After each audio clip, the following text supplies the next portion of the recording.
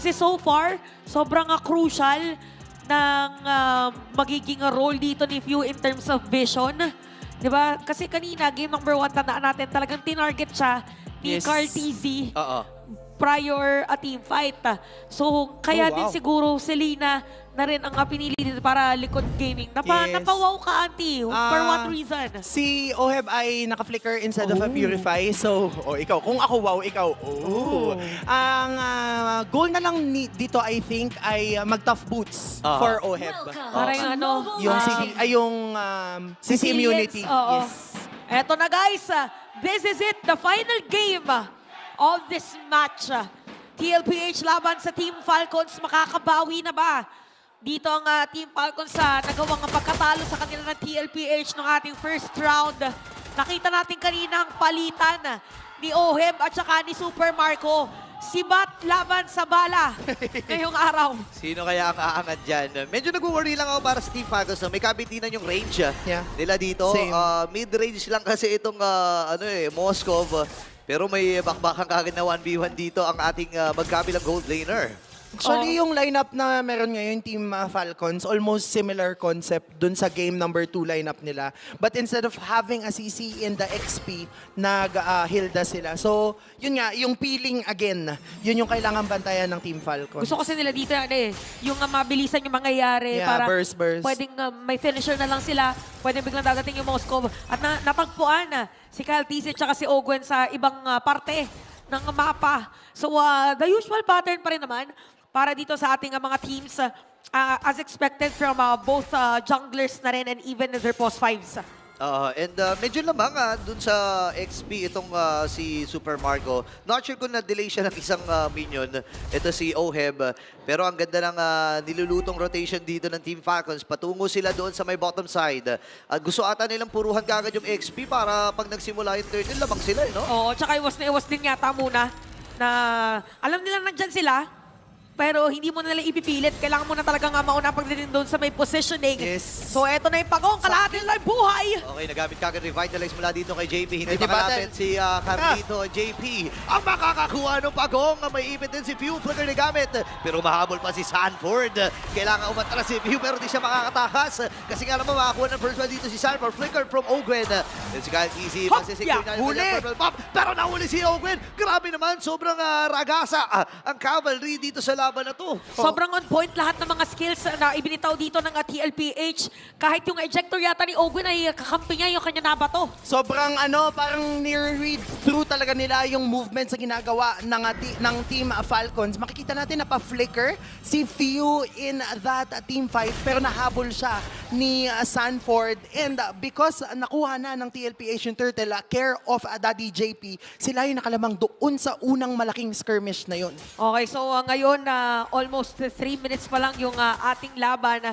Kung babalikan natin yung naging game number 1 natin, parang naging story is kumapit lang muna sa jungle, kumapit lang muna sa mga pwedeng kuhanin para pwedeng humabol. Pero TLPH, sa basa natin sa kanilang positioning ngayon, parang alam na nila kung ano yung gagawin para kontrahin yung kalaban nila.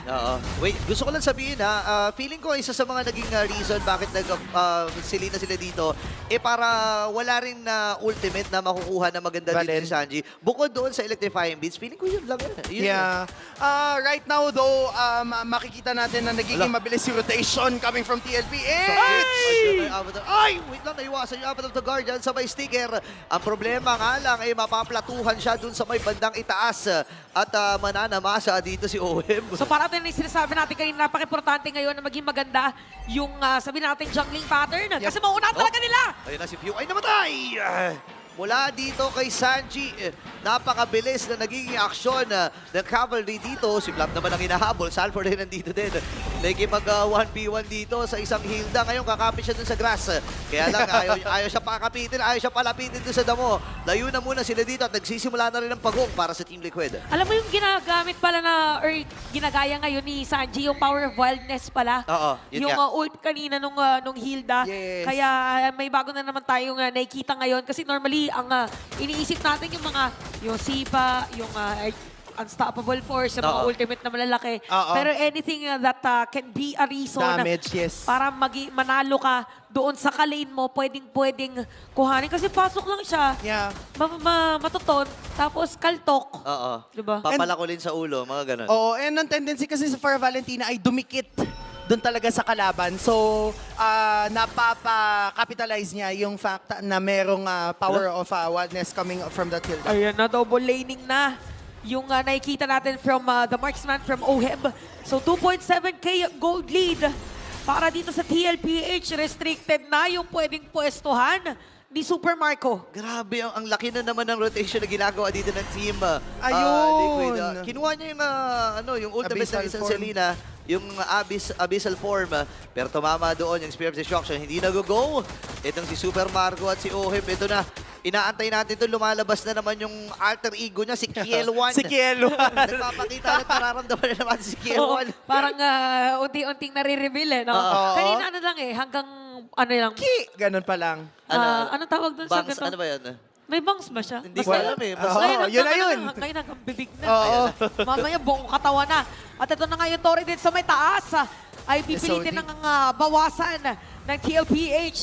Team Falcons naman parang haharangan muna nila sa mga players dun sa may middle lane. Habang si Kyle TC nagpa-farm muna. Hinahabol niya. Kailangan ko umabol. Habol ako saglit. Harang. Tingin ko do, yung winning condition against sa Selena ay magdikit-dikit talaga kayo.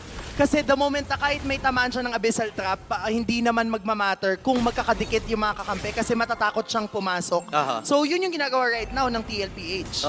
ang pinakamahirap lang dito is yung disruption Yeah. na magmumula dito kay Sanford. Kasi kapag pumasok si Pew, baka hindi na siya makalabas Oo.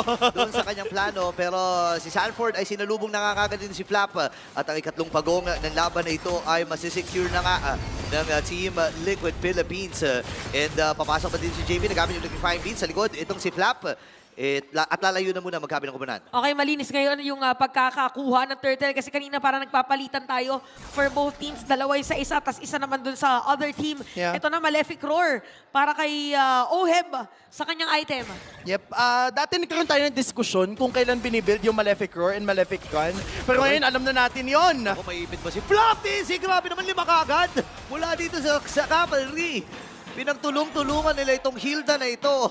First death para kay Flap TC. Napakaganda performance ay pinapamalas ng cavalry. Kung ganong kinakunat kanina ni Flap TC, game number 1 at game number 2, para nga nabibigyan na agad Yeah. dito ng TLPH. So this is not a good sign for a Team Falcons.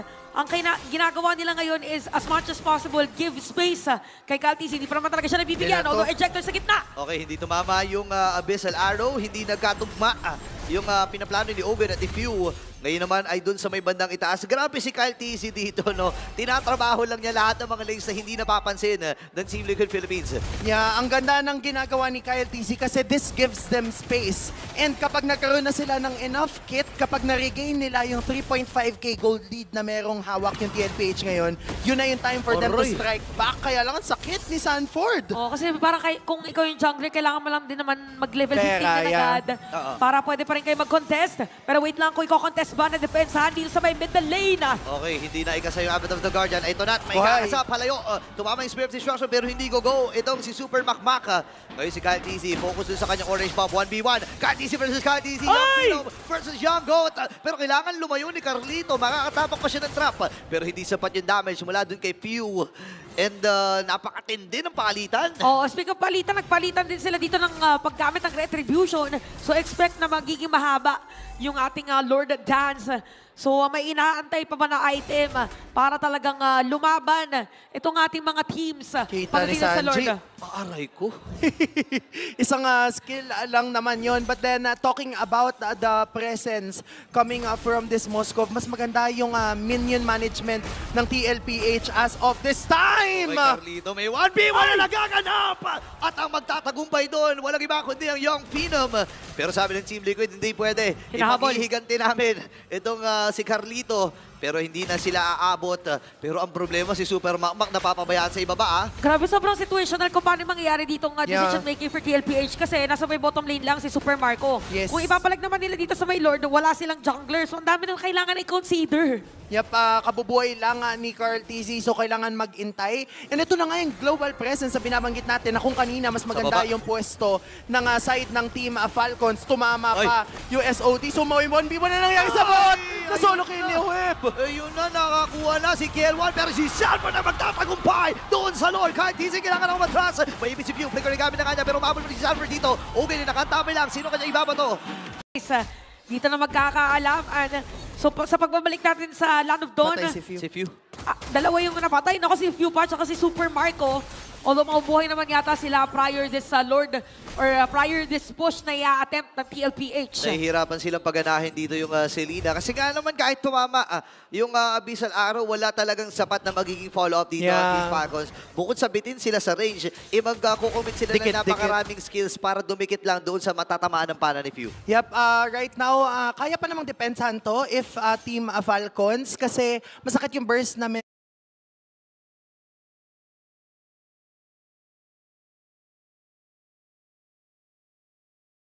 meron sila. So either ma-shutdown nila si Oheb or kailangan nilang ma-burst down yung Lord very, very fast kasi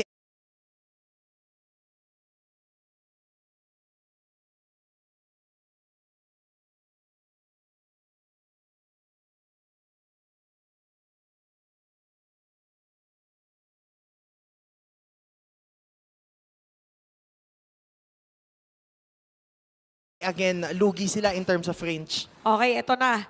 Ito na, the moment of truth para dito sa TLPH. Kung hindi ba nila pababawiin ang kanilang katunggali ngayong araw. Although, malaki yung lamang eh. Malaki yung lamang dito ng TLPH. Medyo malaking kailangan na habulin.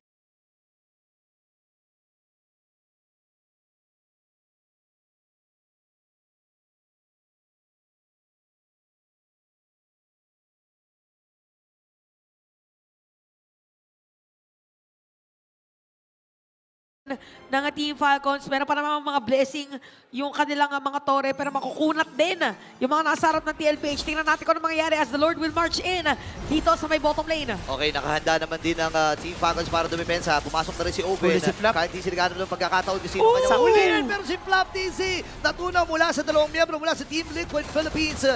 Bababasag ito rin doon sa may bandang itaas. Pumasok! Ngayon ay pumasok na rin si Sanji. Masyado atang malalim. Inilaban na lang niya. Lapat ay nagiging kabayaran. Dire-diretso lamang ang Team Liquid Philippines dito. Gitna naman ang magiging next sa target. Sumabog na rin yung blessing. Tumama yung Abyssal Arrow pero hindi sapat. Yung kanila magiging follow-up. Diretso Wala silang ata! depensa. Diretso ata dito ang Cavalry. Kakayanin pa nila madepensahan. Kahit di sumipad na likod. Habang ito kanya pero walang tinamaan. Kundi yung minion lang yun. At ngayon kailangan umatras mag-replenish ng buhay. Cardisi bumabanat na dun sa Torre. Pero hindi magiging sapat yung kanilang kakayahan para matapos ito yung laban na to. Ubos ang katorehan mula sa Falcons. Okay, parang dinipensahan talaga dito ng Team Falcons yung kanilang base. Pero yung pagkakadive kanina ni Sanji. Yes! Gustong-gusto ko yung ginawa na yun ni Sanji kasi alam niya na for Team Falcons, ang natatanging condition para madepensahan yung Lord na yun, yung siege na ginawa nila yun, ay si Makmak. So wala na siya pakialam kahit mamatay siya kasi ang magiging trade nun ay yung isang mabilis mag-clear on the side of Team Falcons. Kaya lang, kahit nagawa yun ni Sanji, naging maganda yung depensa ng Para ngayon sa Hilda. Kasi pag dedepensa sila, di ba, kalbo na. Yung base nila, wala naman ng damo na pwedeng puntahan. Yes. Di ba, wala na silang pwedeng kapitan ngayong araw or ngayong game. So 7 to ating score, 12 minutes para sa ating laban. Nag-spawn na naman yung Lord. Although may vision dito, yung Team Falcons. Napaka-crucial dito na tumama lahat ng mga skills, even the Spear of Destruction. Pero for TLPH, they Grabe can yung bantay. take all the time and even take this Lord. Grabe yung pagbabantay dito. Kahit TC nag-aabang ng pagkakataon. JP, Na-burst si inaabangan niya Flap. ngayon. Pero si Flap TC ay mamamatay. Tumama rin Abyssal Arrow. At dito na yung combo mula kay Few. Makakatakas ba siya? Nanaka mula dun sa Lord. Super Marco ay nakakuha ng Torre sa may madaling babay. Plano nila kunin. Kahit TC with that Lord. At si Super Makmak. Diretso na dun sa may madaling baba. Hinahabol na si Few. Ubus ata mga miyembro dito ng Team Falcons. Si Super Marco na lang natitira di depensa. Tignan natin kung may depensahan ba. Yung araw ginamit na ni Sanji dito. May mingin wave sa may middle lane. Kakayanin pa ito ng dalawa. Diretso na ata ang cavalry. At ito na ang pagbawi. Ang Team Liquid Philippines hindi hahayaan na makaisa ang Falcons. At hindi na nga pinabawi.